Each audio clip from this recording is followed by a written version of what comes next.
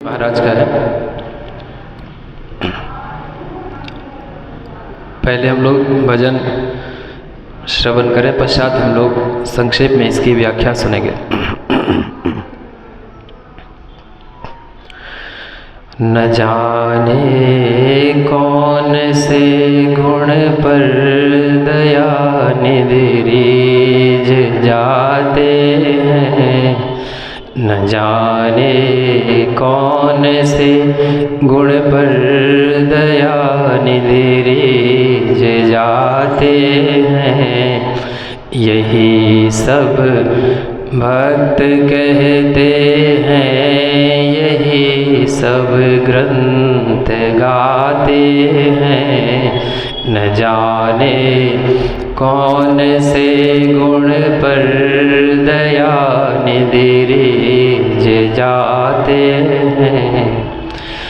नहीं स्वीकार करते हैं निमंत्रण नृप दुर्योधन का, नहीं स्वीकार करते हैं निमंत्रण नृप दुर्योधन का।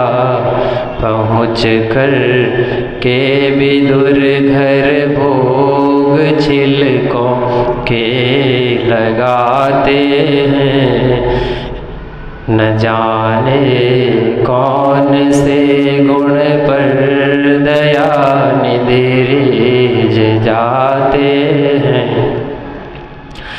न आए मधुपुरी से गोपियों की दुख व्यथा सुनकर, न आए मधुपुरी से गोपियों की दुख कथा सुनकर। द्रौपदी की दशा पर द्वारिका से दौड़े आते हैं। द्रौपदी की दशा पर द्वारिका से दौड़े आते हैं। यही सब भक्त कहते हैं, यही सब ग्रंथ गाते हैं। न जाने कौन से गुण पर दया निधि रीझ जाते हैं। न रोए वन गमन में श्री पिता की वेदनाओं पर, न रोए वन गमन में श्री पिता की वेदनाओं पर। उठाकर गिद्ध को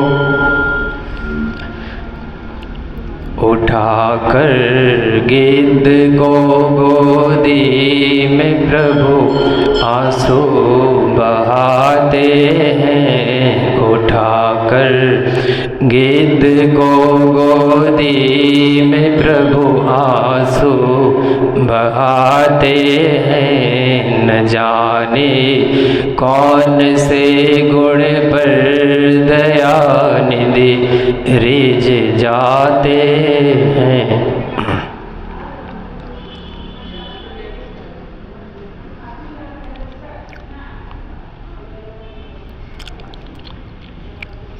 एक और स्टिंजा है। कठिनता से चरण धोकर मिले कुछ बिंदु विधि हर को। कठिनता से मिले कुछ बिंदु, कठिनता से चरण धोकर मिले कुछ बिंदु विधि हर को। वही वो चरणों तक स्वयं केवट के घर जाकर लुटाते हैं। वो चरणों दक स्वयं केवट के घर जाकर लुटाते हैं। न जाने कौन से गुण पर दया निधि रिझ जाते हैं। यही सब भक्त कहते हैं, यही सब ग्रंथ गाते हैं। न जाने कौन से गुण पर दया निधि रिझ जाते हैं। बिंदु जी का ये भजन है कि पता नहीं कौन से गुण पे दयानिधि यानी भगवान परमात्मा रिझ जाते हैं यानी प्रसन्न हो जाते हैं। और उन्होंने कुछ दृष्टांत दिया कि नहीं स्वीकार करते हैं निमंत्रण नृप दुर्योधन का। दुर्योधन के निमंत्रण को उन्होंने स्वीकार नहीं किया और विदुर जी के घर पर पहुंचकर केले के छिलके का भोग लगाया। और गोपियों की दशा पर वो नहीं आए, जबकि मथुरा और वृंदावन के बीच की दूरी काफ़ी कम है, कभी नहीं आए। लेकिन द्रौपदी ने जब आवाज़ लगाई तो द्वारिका से दौड़कर चले आए। जब वनवास तय हो गया था जाना और उनके पिताश्री तड़प रहे थे, उनके बिछोह का अनुमान लगाकर उनके वियोग में वेदना वो प्रकट कर रहे थे, तो प्रभु की आंखें नम नहीं हुई, आंसू नहीं निकले। न रोए वन गमन में श्री पिता की वेदनाओं पर, अपने निज के पिता की वेदनाओं पर वो नहीं रोए। लेकिन वही गिद्ध जटायु को गोदी में लेकर रो रहे हैं। और कठिनता से चरण धोकर मिले कुछ बिंदु विधि हर को, ब्रह्मा जी को और शिव जी को बड़ी कठिनाई से जिन चरणों के धोने का और थोड़े से जल को प्राप्त करने का सौभाग्य प्राप्त हुआ, वो स्वयं केवट के घर जाकर चरणोदक लुटाते हैं। केवट चरण धोकर निहाल हो गया।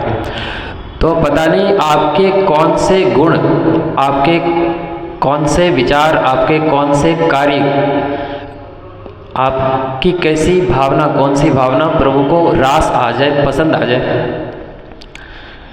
हाँ, वो तो राजा हैं, सम्राटों के सम्राट हैं, और क्या पता अनंत कोटि ब्रह्मांड के नायक किसकी कौन सी भावना पर प्रसन्न हो जाए और अपने आप को न्यौछावर कर दे, लुटा दे। अब आइए प्रज्ञा योग हम लोग कर लेते हैं। आज संजोग से हमारे सर भी पधारे हैं। सर आया जाए, थोड़ा सा योग के विषय में 2 शब्द बोलते हुए कुछ सूक्ष्म क्रिया करवाया जाए।